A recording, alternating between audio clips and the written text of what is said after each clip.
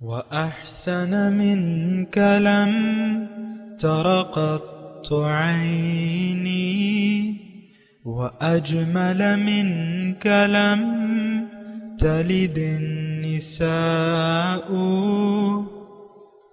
خلقت مبرأ من كل عيب خلقت مبرأ من كل عيب كأنك قد خلقت كما تشاء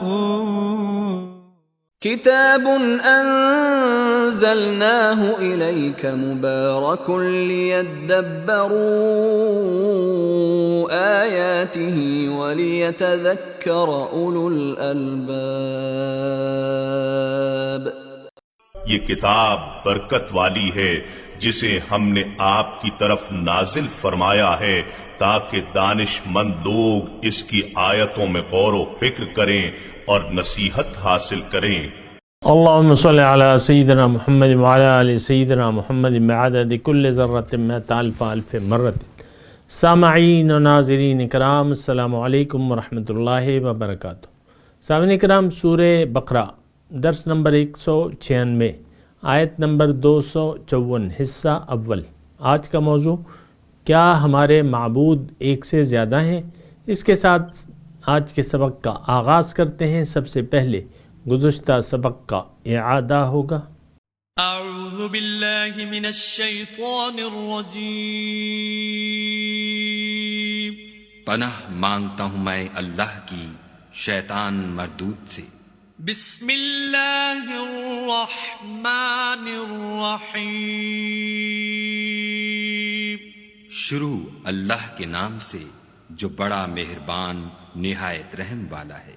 تلك الرسل فضلنا بعضهم على بعض منهم من كلم الله ورفع بعضهم درجات وآتينا عيسى ابن مريم البينات وأيدناه بروح القدس ولو شاء الله ما اقتتل الذين من بعد ما جاءتهم البينات ولكن اختلفوا فمنهم من آمن ومنهم من كفر ولو شاء الله ما اقتتلوا ولكن الله يفعل ما يريد. یہ پیغمبر جو ہم وقتاً فوقتاً بھیجتے رہے ہیں، ان میں سے ہم نے بعض کو بعض پر فضیلت دی ہے. بعض ایسے ہیں جن سے خدا نے گفتگو کی اور بعض کے دوسرے امور میں مرتبے بلند کیے. اور عیسیٰ ابن مریم کو ہم نے کھلی ہوئی نشانیاں عطا کی اور روح القدس سے ان کو مدد دی. اور اگر خدا چاہتا تو ان سے پچھلے لوگ اپنے پاس کھلی نشانیاں آنے کے بعد آپس میں نہ لڑتے، لیکن انہوں نے اختلاف کیا تو ان میں سے بعض تو ایمان لے آئے اور بعض کافر ہی رہے. اور اگر خدا چاہتا تو یہ لوگ باہم جنگ و قتال نہ کرتے، لیکن خدا جو چاہتا ہے کرتا ہے. سامعین کرام، سورہ بقرہ آیت نمبر 254. لفظی ترجمہ: یا ایھا الذین آمنوا، اے ایمان والو خرچ کرو، انفقو خرچ کرو، مما رزقناکم جو ہم نے تمہیں دیا ہے، من قبل ان یأتی یوم قبل اس کے کہ وہ دن آ جائے جس میں کوئی نہ خرید و فروخت ہوگی، نہ دوستی کام آئے گی، نہ شفاعت ہوگی. والکافرون هم الظالمون، اور منکرین حق ہی ظالم ہیں. سامعین کرام، اہم آیت ہے اور اس میں اللہ تعالیٰ نے انفاق خرچ کا حکم دیا ہے. مما رزقناکم. ایک بات تو نوٹ کر لیں، یعنی اس کے 2-3 پہلو ہیں، اس کو ذرا آپ غور سے سنیں اور سمجھنے کی کوشش کریں. انسان کو اللہ تعالیٰ نے بنایا ہے اپنے لیے. اپنے لیے جب میں کہتا ہوں تو اس سے مراد میری یہ ہوتی ہے کہ اللہ تعالیٰ انسان کو ایک بلند ترین مرتبے سے نوازنا چاہتا ہے. وہ مرتبہ کیا ہے کہ اس کو اللہ تعالیٰ اپنی ملاقات، اپنے قرب اور اپنے دیدار کے شرف سے مشرف کرنا چاہتا ہے، یہ ایک بہت بڑی نعمت ہے۔ تو ہمارا تو مطلب ابھی تو ہمارے ذہن میں نہیں آتے اس کے بارے میں، لیکن حقیقت یہ ہے کہ رب سے ملاقات جو ہے یہی مقصود ہے، اور اسی کے لیے انسان کو، یعنی اس کی اہلیت حاصل کرنے کے لیے دنیا میں اللہ تعالیٰ نے ہمیں بھجوایا ہے۔ اب سوال یہ ہے کہ انسان وہ صلاحیت، یہ صلاحیت اس میں موجود ہے، انسان میں یہ صلاحیت موجود ہے کہ اگر یہ محنت کرے اور خوب محنت کرے تو یہ اللہ تعالیٰ کی ملاقات، اس کے دیدار اور اس کے قرب کی صلاحیت حاصل کر سکتا ہے۔ تھوڑا سا آپ غور کریں نا، یعنی یہ ایسے نہیں ہے کہ بس قسمت میں ہوگا تو ہو جائے گی، نہیں، دنیا کوشش کی جگہ ہے۔ اللہ سے ملاقات، اس کے دیدار اور اس کے تقرب کے لیے کوشش کرنے کی جگہ کا نام کیا ہے؟ دنیا۔ اور آخرت تو خیر نتیجے کا دن ہے، اور وہاں نتیجہ ہوگا۔ یوم یتذکر الانسان ما سعی، اس دن انسان دیکھ لے گا جس کے لیے اس نے کوشش کی ہوگی۔ ہماری کوششیں عام طور پہ، یہ بھی میں آپ کو ضرور کہوں گا کہ آج کل ہماری کوششیں تو ظاہر کے لیے ہیں، ظاہر ہی ہمارا مقصود ہے، ظاہر ہی ہمارا مطلوب ہے، اور ظاہر کے لیے ہم جی رہے ہیں۔ یہ بہت ایک بڑی غلطی ہے سامعین کرام، اگر آپ اس کو محسوس کریں تو اچھا ہوگا۔ جتنی جلدی بھی آپ ظاہر کے دھوکے سے نکل کر آخرت کی کامیابی کے لیے اگر آپ نے زندگی کو وقف کر دیا، آخرت کی کامیابی کے لیے، تو یہ بہتر ہوگا آپ کے لیے، باقی تو آپ کی مرضی ہے۔ اچھا، اب سوال یہ ہے جو ہم آیت پڑھ رہے ہیں، تو اس میں مضمون یہ ہے کہ وہ مرتبہ، وہ صلاحیت انسان میں کیسے پیدا ہوگی، وہ مرتبہ انسان کیسے حاصل کرے گا، وہ صلاحیت کیسے حاصل کرے گا۔ تو اس کے لیے اللہ تعالیٰ نے جو ہے بہت آسان طریقہ کار مقرر کر دیا ہے، اگر آپ سوچیں اور سمجھیں، اور وہ یہ ہے کہ آپ جو کچھ آپ کے پاس ہے وہ اللہ کی راہ میں خرچ کریں، قربان کریں، خرچ کریں، ایک جذبہ رکھ لیں۔ دیکھیں، اللہ تعالیٰ کو یعنی اللہ کو تو معاذ اللہ ضرورت ہی نہیں ہے کسی قربانی کی یا کسی مال کی یا جان کی قربانی کی۔ اللہ تعالیٰ کو تو کوئی ضرورت نہیں ہے، پاک ہے وہ، سبحان اللہ، پاک ہے وہ۔ یہ تو عیب ہے کہ کسی کو ضرورت ہو تو وہ عیب بن جاتی ہے، اس کا وہ ضرورت اس کا عیب بن جاتی ہے، یعنی اس کی کمزوری ہے۔ مثال کے طور پہ میں ایک انسان ہے، اس کے پاس خرچ کرنے کے لیے پیسے نہیں ہیں، تو کمانا اس کی ضرورت ہے، کام کرنا یا کمانا یا اس کے لیے کوشش کرنا یہ اس کی ضرورت ہے۔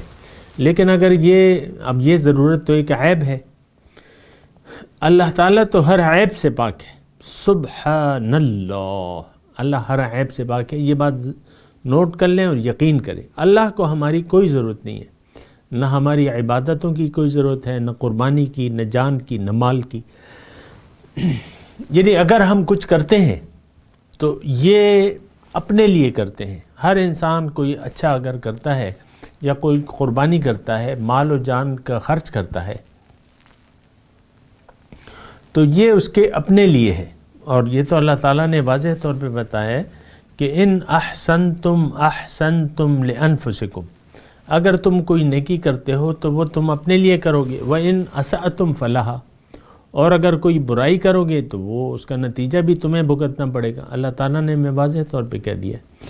تو دیکھیں، یہ اب تھوڑا سا میں جو مرکزی مضمون میں آپ کو بیان کر رہا ہوں، اگر آپ تھوڑی سی توجہ مجھے دے دیں اور اس مضمون کو ذرا غور سے سن لیں تو بہتر ہوگا۔ اور اس میں یعنی میں آپ سے یہ کہہ رہا ہوں کہ طریقہ کار آخر کیا ہے کہ انسان اپنی منزل کو پا جائے، یا یعنی اللہ سے ملاقات، اس کے دیدار یا تقرب کا اہل ہو جائے۔ دیکھیں، اہلیت اصل چیز ہے۔ آپ دنیا میں بھی آپ دیکھ لیں، یعنی اہلیت ہوتی ہے ہر کام کے لیے، ہر عہدے کے لیے ایک اہلیت ضروری ہے۔ مثال کے طور پہ آپ ایک لڑکی شادی کر رہی ہے تو لڑکے کو یعنی اس کا اہل ہونا چاہیے. اگر وہ نامرد ہے تو شادی کے قابل ہی نہیں ہے. مثال کے طور پہ عرض کر رہا ہوں, دیکھیں مثال ہوتی ہے. تو لڑکا لڑکی اگر شادی کرتے ہیں تو لڑکے میں اہلیت ہونی چاہیے. اگر وہ اہل ہی نہیں ہے, نامرد ہے, تو پھر تو یہ رشتہ قائم ہی نہیں کرنا چاہیے, پھر تو گلہ ہوگا اور نقصان ہوگا. اسی طرح اگر آپ کا ایک گھر ہے, اس میں آپ ایک دعوت ولیمہ رکھنا چاہتے ہیں, 1000 مہمانوں کو بلا لیا ہے آپ نے اور 50 آدمی سے زیادہ آ نہیں سکتے, تو پھر تو یعنی اس گھر میں اتنی اہلیت ہی نہیں ہے کہ وہ مہمان اس کے اندر سما سکیں, تو پھر پریشانی ہوگی. اہلیت کی میں بات کروں. ایک ڈاکٹر ہے, ایک آپریشن ہو رہا ہے اور ایک ڈینٹل یعنی اپینڈکس کا آپریشن ہے, اور ایک ڈینٹل سرجن کو بلا لیا جائے کہ بھئی تم یہ آپریشن کر دو, تو ڈینٹل سرجن میں تو یعنی اپینڈکس کا آپریشن کرنے کی اہلیت ہی نہیں ہے. وہ تو دانتوں کی سرجری کر سکتا ہے, اپینڈکس کا آپریشن تو کر ہی نہیں سکتا. یا یعنی ایک سرجن جو دل کے آپریشن کرتا ہے, اس کو ڈینٹل کا معاملہ جو ہے حوالے کر دیا جائے, اس میں تو اہلیت ہی نہیں ہے. ٹھیک ہے وہ قابل ہے لیکن اس میں اہلیت نہیں ہے. دیکھیں اہلیت کی میں بات کر رہا ہوں, سمجھنے کی کوشش کریں. میں بھی سمجھ رہا ہوں, آپ بھی سمجھیں کہ انسان اس اہلیت کو حاصل کرنے کے لیے دنیا میں آیا ہے, اور یہ اہلیت اس نے حاصل کرنی ہے خواہ مخواہ ضرور. لیکن اگر یہ اہلیت نہیں حاصل کرتا اور اپنے مقصد حیات کو اگنور کر دیتا ہے یا باطل کو اپنا مقصود حیات بنا لیتا ہے, تو پھر یہ ناکام ہوگا. یہ بات میں آپ کو واضح طور پہ کہہ دوں, یہ پھر ناکام ہوگا, زندگی میں ناکام ہوگا. اب سوال یہ ہے کہ یہ اہلیت اس میں کیسے پیدا ہوگی. اللہ تعالیٰ نے اس کے لیے بہت آسان طریقہ رکھ دیا ہے کہ میں نے جو تمہیں امانتیں دی ہیں مال و جان کی, اس کو ایک جذبہ اپنے اندر رکھ لو مال و جان کے خرچ کرنے کا اللہ کی راہ میں. تجاہدون فی سبیل اللہ باموالکم وانفسکم ذالکم خیر لکم ان کنتم تعلمون. پوری آیت میں پڑھ کے سنا دیتا ہوں. هل ادلکم علی تجارت تنجیکم من عذاب علیم. اللہ تعالیٰ فرما رہا ہے کیا تمہیں میں ایسی تجارت نہ بتاؤں کہ جو تمہیں دردناک عذاب سے نجات دے دے. تؤمنون باللہ ورسولہ, تم ایمان لے آؤ اللہ پہ اور اس کے رسول پہ. وتجاہدون فی سبیل اللہ باموالکم وانفسکم ذالکم خیر لکم ان کنتم تعلمون. یہ بہتر ہے اگر تم جانو.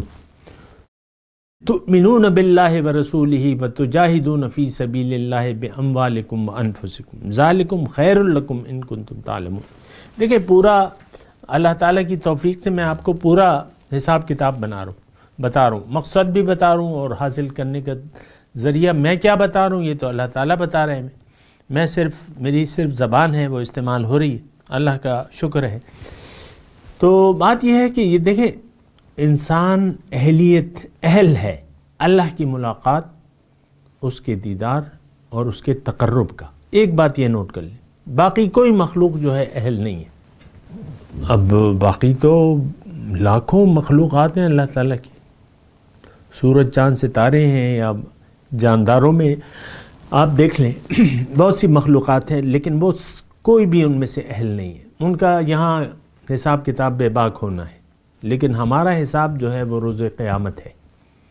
اور وہ روز قیامت ایسا ہوگا کہ اگر ہم نے تھوڑی توجہ, اگر ہم نے اللہ کی ملاقات کے لیے یہاں پہ تیاری نہ کی, اللہ کو منزل بنا کے اگر ہم اللہ کے راستے پر نہ چلیں, تو جو دن ہوگا اس میں کچھ خرید و فروخت نہیں ہو سکے گی.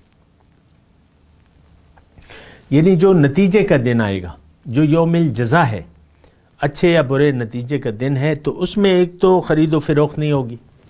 یہاں تو دنیا میں آپ خرید و فروخت کر کے پیسے ہوتے ہیں آپ کے پاس, آپ محل بھی خرید سکتے ہیں, گاڑیاں بھی خرید سکتے ہیں, سب کچھ آپ کر سکتے ہیں, لیکن وہاں پر کوئی خرید و فروخت کا تصور نہیں ہے. یہ بات نوٹ کر لیں صاحب کرام. یہ غیب کا معاملہ ہے اور غیب کا غیب کی خبر جو ہے ہمیں اللہ کی ذات بتا رہی ہے، ہمیں بتا رہی ہے اللہ تعالیٰ کہ وہاں ایسی کوئی بات نہیں ہے، کوئی چیز نہ لے سکو گے نہ بیچ سکو گے، یہاں انسان لے بھی سکتا ہے اور بیچ بھی سکتا ہے، یہاں اللہ کے ہاتھوں ہم اپنے مال و جان کا سودا کر کے جنت کو خرید سکتے ہیں، وہاں ایسی کوئی بات نہیں ہوگی۔ اور اگر بالفرض محال اللہ تعالیٰ نے قرآن میں لکھ دیا ہے، اگر کسی کے پاس آخرت میں دنیا اور اس کے برابر برابر بھی کچھ ہو مال و دولت، وَمِثْلَهُ مَعَهُ لَافْتَدَتْ بِهِ، تو اس سے فدیے میں قبول نہیں کی جائے گی۔ اب دنیا میں دیکھیں لاکھوں ٹنوں سونا ہے، اور یہ ایک بہت بڑی دولت ہے، ٹنوں سونا ہے، اور جتنی دولت ہے اس کا تو کوئی شمار نہیں ہے۔ ہر ملک کے پاس اپنے ایسٹس ہیں اور بینکوں میں پیسے رکھے ہوئے ہیں، سونا رکھا ہوا ہے۔ یہ سب کچھ اگر ایک انسان کا ہو جائے، اور اس کی مثل قرآن کی یہ آیت کا ترجمہ کر رہا ہوں میں، مفہوم بیان کروں، اگر اس کی مثل اور بھی ہو جائے اور یہ سب کچھ دے دلا کے انسان کہے کہ بھئی میری جان خلاصی کر دو عذاب الہی سے، تو اللہ تعالیٰ کی طرف سے کوئی اس کو قبول نہیں کیا جائے گا۔ دیکھیں خریداری کی جگہ جو ہے وہ دنیا ہے، آخرت نہیں ہے، یہاں خرید و فروخت ہو سکتی ہے۔ ان اللہ اشترى من المؤمنین انفسهم واموالهم بان لهم الجنہ، اللہ تعالیٰ نے مومنوں سے ان کے مال و جان کا سودا کر لیا ہے، عوض میں ان کو جنت دی ہے۔ تو یہاں جو ہے، یہاں تو بیع ہو سکتی ہے، بیعت ہم کرتے ہیں نا، بیعت، تو بیعت کا مطلب کیا ہے؟ بیعت کا مطلب یہ ہے کہ آپ جب اللہ تعالیٰ سے کچھ خرید و فروخت کا معاہدہ کرنا چاہتے ہیں تو اللہ تعالیٰ کے ایک نمائندے کے پاس جاتے ہیں، وہ بیعت جو آپ اللہ سے کرنا چاہتے ہیں تو اس کی جو فائنل ڈیل ہے وہ ایک انسان کے ذریعے طے پائے گی، اور انسان اکمل جو ہے وہ تو میرے حضور صلی اللہ علیہ وسلم ہے، ان کے بارے میں اللہ تعالیٰ نے فرمایا ہے ان الذین یبایعونک انما هم یبایعون اللہ، جو لوگ آپ سے بیعت کرتے ہیں وہ آپ سے نہیں بلکہ اللہ سے کرتے ہیں، ید اللہ فوق ایدیہم، اللہ کا ہاتھ ہے ان کے ہاتھ کے اوپر، فمن اوفا بما عاہد علیہ اللہ، نہیں، فمن نکث فانما ینکث عن نفسه ومن اوفى بما عاهد علیہ اللہ فسیؤتی اللہ اجرا عظیما، جس نے جو پھر گیا وہ اپنے آپ سے پھر جائے گا، اور جس نے پورا کیا وہ وعدہ جو اس نے اللہ سے کیا تھا تو اللہ تعالیٰ جلد ہی اسے اجر عظیم عطا فرمائے گا، فسیؤتیہ اللہ اجرا عظیما۔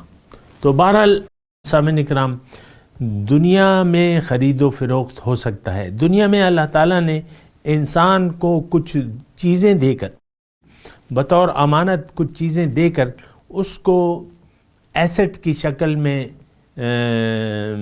قبول کرنے کا عندیہ دے دیا ہے کہ بھئی یہ اپنا مال و جان جو ہے تم اگر مجھے دے دو، یا جو زندگی گزارنے کا اختیار ہے مجھے واپس کر دو، اور اپنے نفس کو خواہشات سے روک لو اور میری مرضی سے زندگی گزارو، تو تم میں اہلیت پیدا ہو جائے گی۔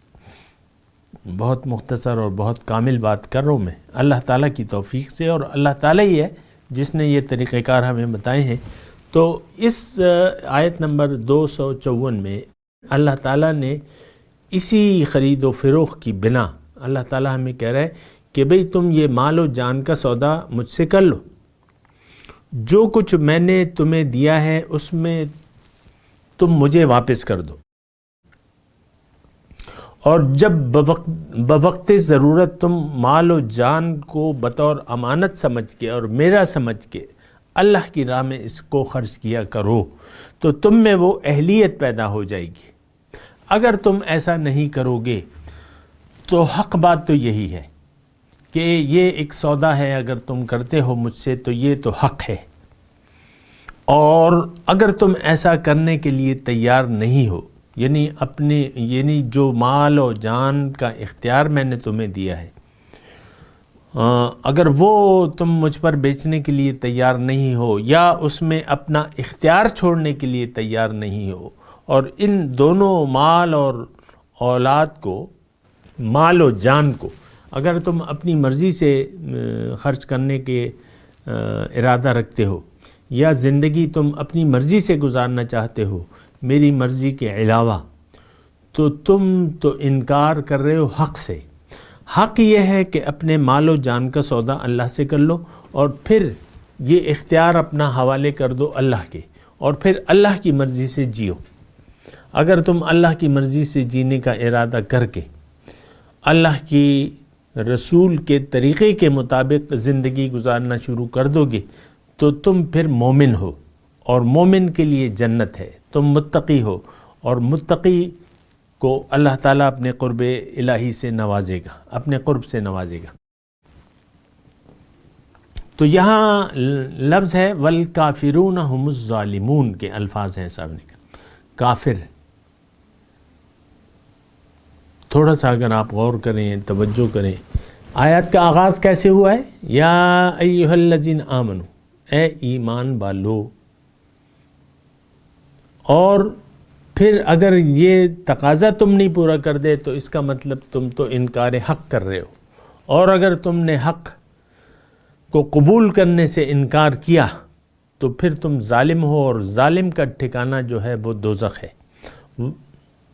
والکافرون هم الظالمون، انکار حق کرنے والے ظالم ہے، اور ظالم کا ٹھکانہ جو ہے وہ دوزخ ہے۔ یہ بات ذرا نوٹ کر لیں۔ بہرحال آگے چلتے ہیں تھوڑا سا، میں ترجمہ کرتا ہوں آیت الکرسی کا۔ اللہ لا الہ الا ہو، اللہ تعالیٰ وہ ذات ہے جس کے سوا کوئی معبود نہیں۔ لا تأخذہ، الحی القیوم، زندہ ہے، قیوم سب کو تھامنے والا ہے، زندہ ہے، وہ زندگی میں کسی کا محتاج نہیں ہے، وہ سب کو تھامنے والا ہے، اس کو کسی کی ضرورت نہیں ہے۔ از خود زندہ، از خود قائم، قائم اور تھامنے والا، سب کو سنبھالنے والا۔ لا تأخذہ سنۃ ولا نوم، اس کو نہ نیند آتی ہے نہ اونگ۔ لہو، اسی کے لیے ہے، ما فی السماوات والارض وما فی الارض، جو کچھ زمین میں ہے اور جو کچھ آسمانوں میں ہے اسی کا ہے۔ من ذا الذی یشفع عندہ الا باذنہ، کون ہے جو سفارش کرے اس کے ہاں لیکن اس کی اجازت کے بغیر، یعنی کوئی اس کی اجازت کے بغیر سفارش، شفاعت نہیں کر سکتا۔ یعلم ما بین ایدیہم، اللہ تعالیٰ جانتا ہے جو ان لوگوں کے آگے ہے اور جو ان کے پیچھے ہے، یعنی جو ان کو نظر آ رہا ہے سامنے ہے اور جو ان سے غائب ہے، سب کے بارے میں اللہ تعالیٰ کو معلوم ہے۔ ولا یحیطون بشیء من علمہ، اور وہ احاطہ نہیں کر سکتے اس کے علم کا مگر جتنا وہ چاہے، یعنی اللہ کے علم کا احاطہ ہم نہیں کر سکتے، لیکن جو اللہ تعالیٰ چاہے۔ وسع کرسی السماوات، اس کی تخت اقتدار وسیع ہے آسمانوں اور زمین پر۔ ولا یؤودہ حفظہما، اور اللہ کو ان کی حفاظت تھکاتی نہیں ہے۔ وہو العلی العظیم، اور وہ بلند مرتبہ اور عظمت والا ہے۔ آیت الکرسی سامنے کرام، یہ کیا ہے؟ یہ اللہ تعالیٰ کی صفات، ذات اور صفات کے بارے میں یہ اس کی وضاحت ہو رہی ہے۔ اور دیکھیں اس کی ضرورت کیوں پیش آئی۔ ایک بات اگر آپ نوٹ کریں، وَإِلَٰهُكُمْ إِلَٰهٌ واحد سے بات شروع ہوئی تھی کہ تمہارا معبود ایک ہے۔ اصل میں تو مسئلہ یہ ہوتا ہے کہ ہم اللہ کو چھوڑ کے اور غیر اللہ کو اپنی منزل بنا لیتے ہیں، اور غیر اللہ کے لیے زندگی گزارتے ہیں۔ ہم لوگ، آج کی میں بات کر رہا ہوں، 2020 مارچ کا مہینہ، 1 تاریخ ہے آج۔ ہم لوگ غیر اللہ کے لیے زندگی گزارنا چاہتے ہیں، اور غیر اللہ کے لیے ہم زندگی گزار رہے ہیں۔ اب غیر اللہ کے سامنے ہم نے سر بھی جھکایا ہوا ہے۔ غیر اللہ کیا ہے؟ مادہ، مٹیریل، یعنی جو بھی مخلوق ہے اس کے سامنے ہمارا سر جھکا ہوا ہے، اور جو خالق ہے اس سے ہمارا سر اٹھا ہوا ہے، یعنی اس کی نافرمانی اور مخلوق کے سامنے ہم نے سر جھکایا ہوا ہے۔ انسان اپنے مفادات کا تابع ہے، اور ہر انسان اپنے مفاد کے لیے جیتا ہے۔ یہ ایک عام بات میں کر رہا ہوں۔ اللہ کے لیے جینا ہم نہیں چاہتے، اللہ کے لیے اپنی زندگی وقف کرنا ہم نہیں چاہتے، ہم غیر اللہ کے لیے زندگی گزارتے ہیں اور گزارتے رہنا چاہتے ہیں۔ تو یہ بات بھی بڑی خطرناک ہے سامعین کرام، اور اگر آپ مجھے اجازت دیں تو میں آپ کو وجہ بیان کروں سورہ یعنی یہ جو آیت الکرسی ہے اس کی وجوہات بیان کرنے کی۔ اور ابتدائی طور پہ اگر دیکھیں، مسئلہ یہ ہے کہ ہمیں اللہ کی ذات میں کوئی طاقت نہیں نظر آتی۔ عام طور پہ ایک سادہ سی بات ہے، زیادہ طاقت ہمیں مال و دولت میں نظر آتی ہے، پیسے میں نظر آتی ہے۔ یا آپ دیکھ لیں، ہم نے سورہ یاسین میں وہ ہے نا کہ وَاتَّخَذُوا مِن دُونِ اللَّهِ آلِهَةً لَعَلَّهُمْ يُنصَرُونَ، ان لوگوں نے اللہ کے سوا اور معبود بنا لیے ہیں تاکہ وہ ان کی امداد کریں۔ یعنی ہمارے سر جو ہیں وہ غیر اللہ کی طرف جھکے ہوئے ہیں، اور یہ میں آپ اگر برا نہ مانیں تو میں آج کی بات کر رہا ہوں، آج کے مسلمان کی بات کر رہا ہوں۔ ہم غیر کے سامنے جھکے ہوئے ہیں، غیر اللہ سے ہماری توقعات وابستہ ہیں، اور غیر اللہ کے مخلوق کے شر سے ہم ڈرتے ہیں۔ اور پھر آخرت میں تو ہمارا ایمان اور عقیدہ ہی نہیں ہے۔ اور پھر اللہ تعالیٰ نے بعض لوگ جو ہیں وہ شفاعت کے امیدوار ہوتے ہیں مخلوقات میں سے۔ مثال کے طور پہ ہم بہت سے مسلمان جو ہیں، ظاہری جو مسلمان ہیں، جو صرف زبانی طور پہ وہ کہتے ہیں ہمارے رسول جو ہیں ہماری شفاعت کریں گے، اور یہ بہت پکی توقعات ہیں۔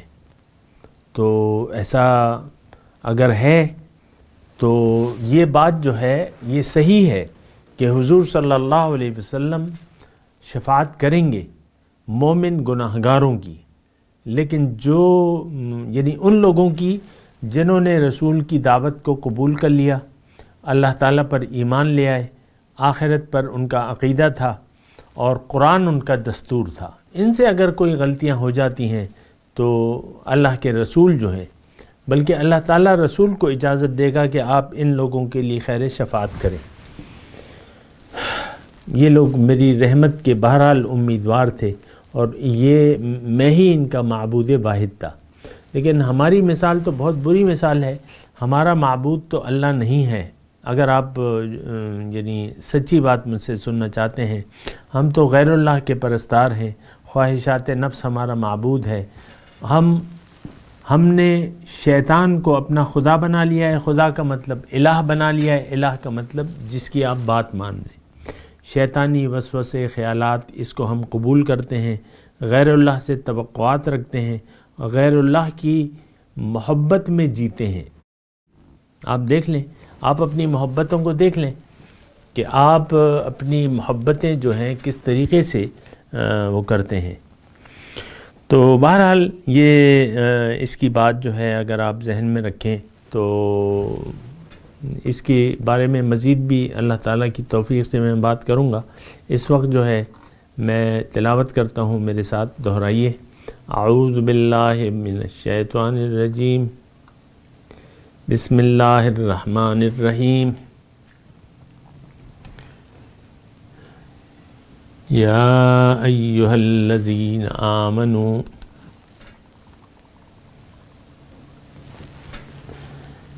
انفقوا مما رزقناکم من قبل ان یأتی یوم لا بیع فیہ ولا خلۃ ولا شفاعہ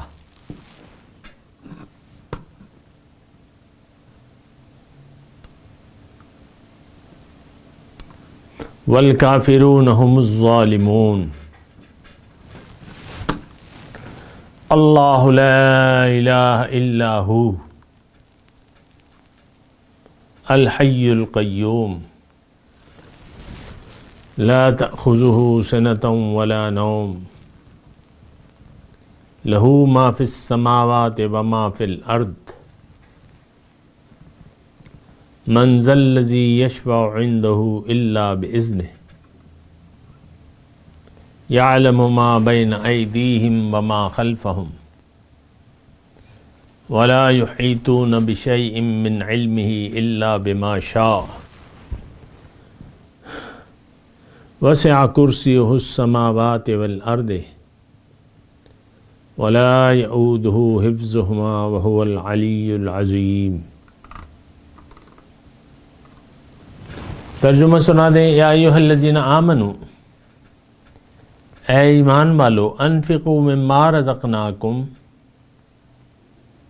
خرچ کرو جو میں نے تمہیں دیا ہے، من قبل ان یأتی یوم لا بیع فیہ، قبل اس کے کہ وہ دن آ جائے جس دن کوئی خرید و فروخت نہیں ہوگی اس میں، ولا خلتن، اور نہ کوئی دوستی کام آئے گی، ولا شفاعتن، اور نہ کسی کی شفاعت ہو سکتی ہے، والکافرون ہم الظالمون، اور کافر ہی ظالم ہیں۔ اب ان آیت کی تلاوت اور ترجمہ۔ اعوذ باللہ من الشیطان الرجیم، پناہ مانگتا ہوں میں اللہ کی شیطان مردود سے۔ بسم اللہ الرحمن الرحیم، شروع اللہ کے نام سے جو بڑا مہربان نہایت رحم والا ہے۔ یا ایہا الذین آمنوا انفقوا مما رزقناکم من قبل ان یأتی یوم لا بیع فیہ ولا خلة ولا شفاعة والکافرون هم الظالمون۔ اے ایمان والو، جو مال ہم نے تم کو دیا ہے اس میں سے اس دن کے آنے سے پہلے پہلے خرچ کر لو جس میں نہ اعمال کا سودا ہو اور نہ دوستی اور سفارش ہو سکے، اور کفر کرنے والے لوگ ظالم ہیں۔ اس کے ساتھ ہی سامعین کرام، آج کے درس کا وقت اختتام کو پہنچا۔ انشاءاللہ اگلے درس میں ملاقات ہوگی۔ وآخر دعوانا ان الحمدللہ رب العالمین، والسلام علیکم ورحمۃ اللہ وبرکاتہ۔ مولاي صل وسلم دائما ابدا على حبيبك خير الخلق كلهم۔